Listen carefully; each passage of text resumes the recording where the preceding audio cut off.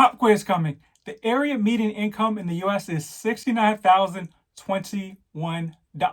Now, I'm about to break down this viral video of this public high school in Carmel, Indiana, and some of the crazy amenities that they have. I'll give you a preview of like two of the things they have. One is a planetarium. Yes, a planetarium, the thing that you lay back in and look up at the stars, something that a high school really doesn't need, but it's a crazy amenity for them to have, which means they must have a bunch of other stuff. And also, they also have a auto workshop that's probably bigger than a lot of the auto mechanic places in your local town. And I'm going to break this down from the perspective of the symbiotic relationship between home prices and the quality of public schools in an area. Now, as you're watching this video, remember that number, $69,021. I want you to formulate your idea of what you think the median household income in Carmel, Indiana is. But let's check out this video first. All right, so first things first, we see the high school from the outside. Like nothing out of the ordinary, right? Just looks like a nice, newer public high school. We're going inside the tour of the auditorium. So join us on the tour. I noticed, like, okay, they got the name, the billboard, the lights up there. So my first thought is like, I remember my high school was like, if you got money to do something like that, you probably have a little bit more money in the budget than your normal high school, but still nothing too wild. Okay, auditorium, we're going to pan and we keep panning, we keep panning. Like this is an auditorium that fits maybe like, I don't know, like 2,000 people, something like that. And this is like something you may see like out in the town, or there are probably some towns and cities smaller that don't even have like a auditorium or something like that to see plays and stuff like that that's even this big. So okay, good start, Carmel. So we're just in the commons, looks normal. We see a long, hallway. Looks nice, but nothing too wild. That's where it starts getting crazy to me. Like when I saw the planetarium, I was like, do I remember what a planetarium is? I remember as like a kid, going on field trips to, laying back and looking up at the sky in the planetarium. So I'm thinking if you have a planetarium, you probably have a pretty good like curriculum at your school. If you can have stuff that, okay, we're learning about astrology and stuff and stars, but now we're going to go to the planetarium to actually see it like in real life. So, okay, you got money if you got a planetarium. But that's definitely not something really any high school needs, but it's a cherry on top of the cherry, right? This is the planetarium. Okay, senior hallway. It's the senior hallway. Okay, school library. I see some computers. It looks cool. Okay, we pan out. So there's steps to the library, a lot of books. Very, very nice high school. Very nice library.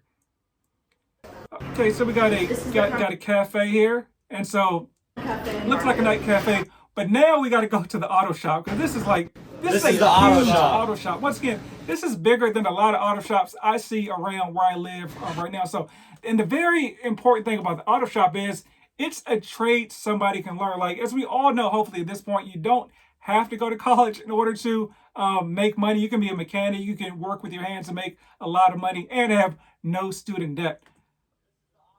And so we kind of pan out, and I've counted 1, 2, 3, 4, 5 cars. There's one up on the lift. If you're listening on the podcast, there's a car up on the lift. So once again, this is a great skill set these students are able to learn because they have an auto shop. My high school, actually, student high school in Forestville, Maryland, we had an auto shop, but I think there was like one car, and it definitely did not have a lift. And someone actually stole the car during school once, and there was a little police chase. But they ended up crashing the car, but the school was on lockdown. But maybe I'll tell that. No, I won't tell that story. You don't care about that.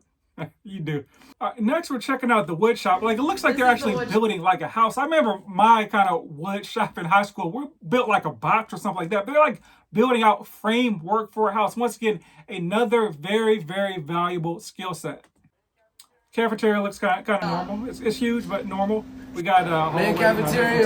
Spicy there. All right, next we're in like a TV studio, where they can actually, prepare for a career in, journalism. Of course, you got to go to college, I believe, in order to do that. But it exposes you to a lot of different things that you may not even be thinking about as a high school student. Because the biggest thing in college is folks go to college, they have no idea what they want to do. They spend 4 years and it's like, I studied something I could care less about. But, being exposed to these things is great for the high school mind. Because if you do decide to go to college, at least you know that, hey, I did have that, week that I spent in the TV studio, right? And, now that may be something that sparks an interest for somebody later on in the future, be a podcaster or YouTube, right? And then once again, they got a live radio studio. I mean, this looks like Hot 97 or stuff like that. Like this is probably a couple $100,000 going into the studio. This is a lot of expensive equipment that these students are being exposed to, which is, once again, that's great for them. They got a yearbook room. Like, I don't remember This is there the being yearbook like a room. yearbook room. There was just a room where folks did yearbook stuff, but it used to be the chemistry lab or the history class or something like that, or you did it in the library. Not a whole room just dedicated to the yearbook. That's cool, man. And so they got a very cool looking gym. Once again, this is like nicer than some like junior colleges. This gym that they're in right now, and it's levels and painted and looks like almost a NBA or college level type basketball court hoop. They got the Hall of Fame out there for the athletes. That's dope. The Hall of Fame. They got it. So they got it. Not only a gym, they got a freshman gym, right? So we had a gym at my high school, not a freshman gym. And look at this weight room. Once again, this athletic center is probably better than a lot of junior colleges have, maybe some underfunded colleges as well. So, the dope thing about that, if you want to play football, basketball, or whatever other sport, you get to actually train in the school, kind of build things up. Most folks don't have a gym at home. So it's like, train with what you have at school or maybe do some push-ups in your bedroom at night. So I think, once again, going back to my high school, I think we had a gym and there was maybe like 3 or 4 benches or something like that. But this looks like an awesome athletic gym. So then we go to like the wrestling room. So we had a wrestling team, but once again, probably the same as you. There were wrestling mats that you rolled out onto the gym, like the basketball gym, not a wrestling gym dedicated to just wrestling. This is like a huge high school. This is the blue. All right. Then of course they got the blue and gold gyms. I'm guessing it's like the real deal gym. Once again, this is not the freshman gym. This is not the gym you saw that the actual looks like the sports were playing. This is just another gym that they got in there. That's pretty huge. And they got the track, the track that goes up in the air over top of the gym. This is the field house where they do other stuff. Like that's like the 4th gym I've seen. They got a varsity tunnel, so the team gets to come out. That's awesome. Like you see on if you were like a college athlete, you come out the tunnel, you hit the top of the wall or whatever up there, and you get to run out of the tunnel. They got an actual bookstore. This is the bookstore.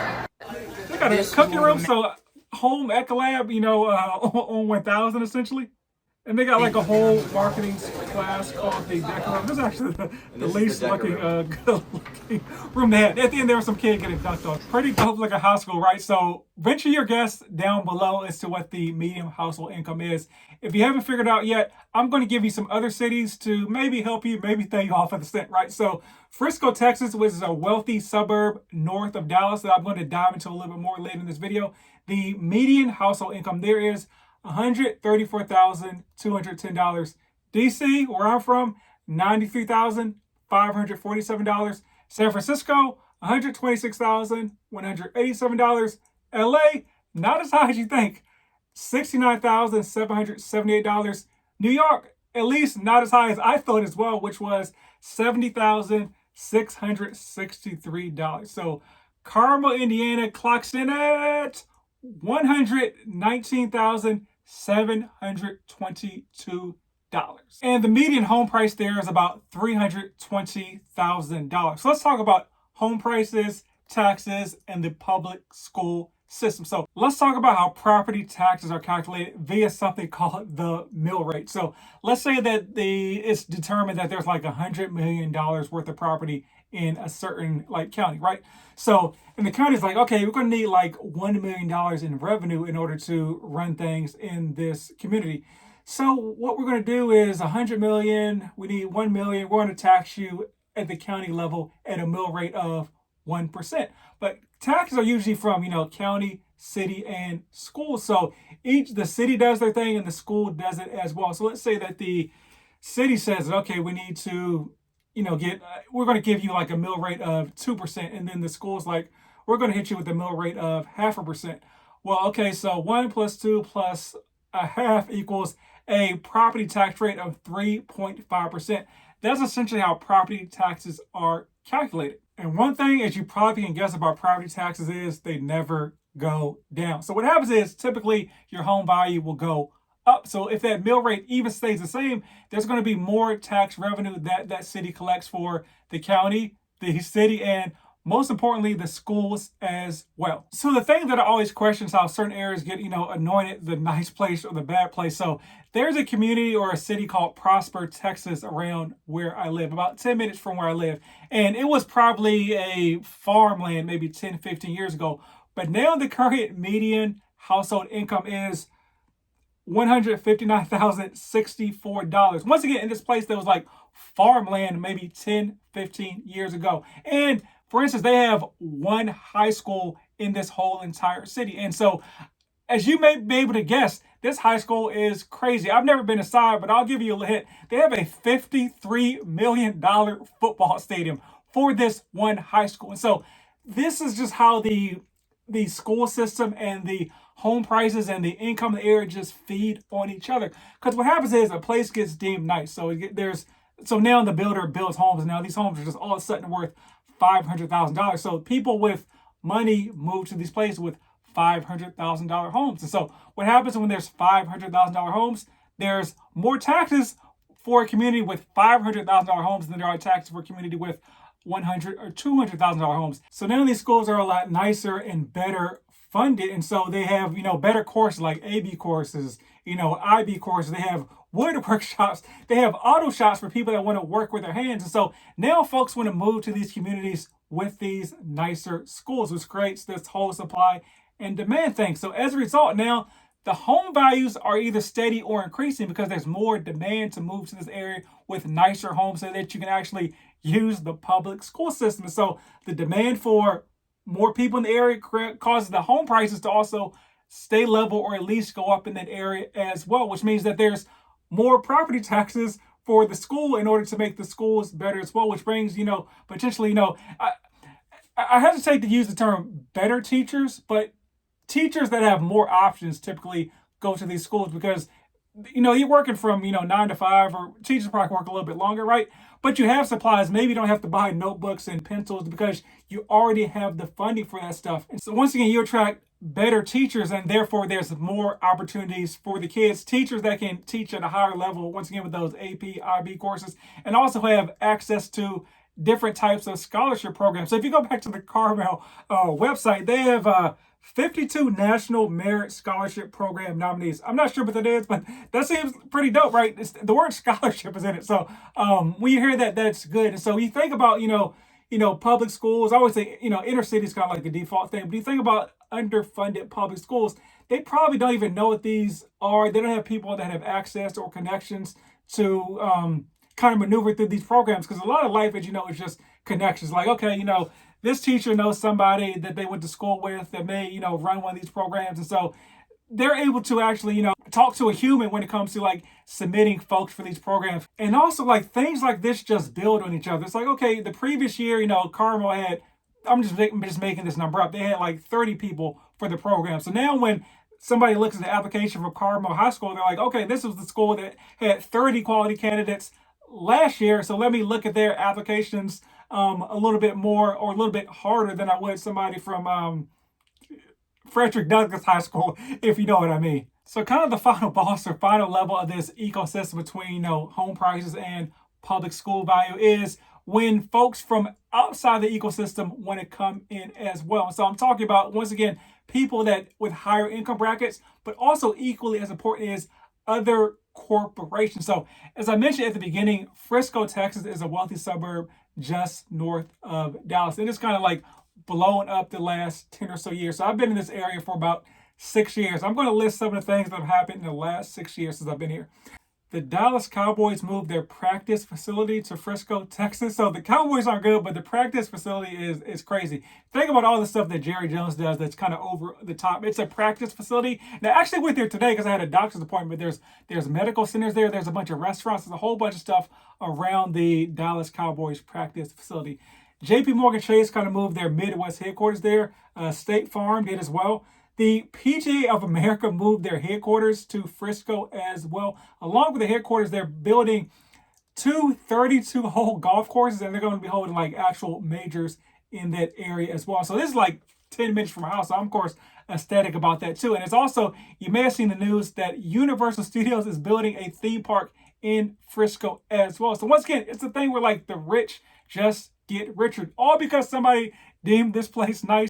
And once again, the other side of that yang is the places that have been there for a while. Typically, inner city, minority communities, they don't get the PGAs. The Dallas Cowboys, they move in there. JP Morgan Chase isn't moving there. They barely even want to put their banks in those communities. So those communities kind of stay stagnant, right? But when they stay stagnant, when other things are going up at like a meteoric rate, is kind of creating that bigger and bigger wealth gap between the haves and the have-nots. I'll give you another example. So in like South Dallas, like the city of Dallas was trying to pay companies like I think up to like $5 million to move a grocery store into the area because it's like a food desert.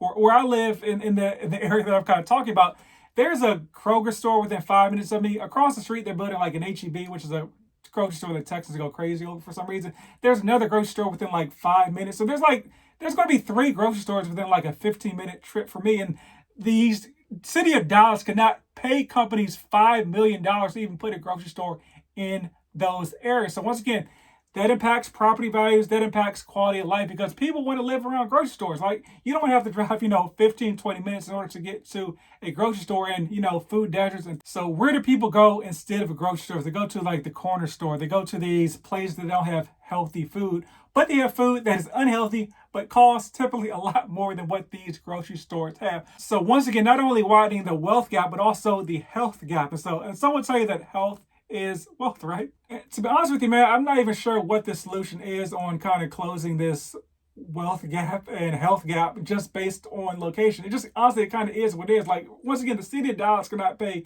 these stores $5 million just to move there and build a grocery store because they weren't deemed as nice or profitable for the area. Even though, once again, there's no grocery stores, I think it was within like a 10, 15 mile radius. So clearly there's going to be a lot of pent up demand for those stores. But, of course, the places that are deemed not nice, as you can probably guess, those are kind of the minority areas. So, yeah, man. So, solutions. I don't know if you guys got one. Let me know down below. But, I mean, my solution is if there's an opportunity to grab some land, grab it, buy something, own something is really the only way to change the narrative, build and, kind of give back to your community, right? And so, yeah, that's it. Abrupt end to this episode.